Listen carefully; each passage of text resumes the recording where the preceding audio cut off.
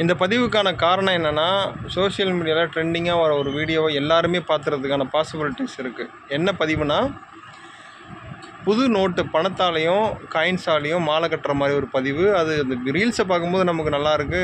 ஒரு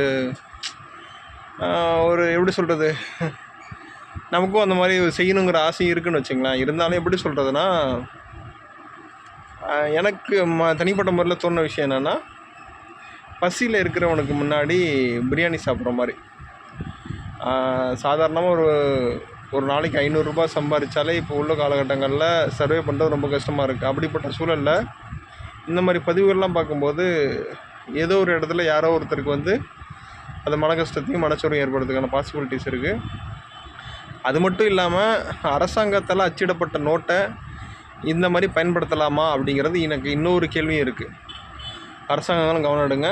கொஞ்சம் எப்படி சொல்கிறது, பணம் உள்ளவங்களும் நீங்கள் அனுபவிங்க. ஆனால் இது மாதிரி பொதுவெளியில் இது மாதிரி பண்ணுறது ஏற்றுக்கக்கூடிய விஷயமே இல்லை. அந்த மாலை அணிவிக்கும் போது உங்கள் சொந்தக்காரங்களும் பொருளாதார ரீதியாக கீழே உள்ளவங்களும் கூட தான் இருப்பாங்க.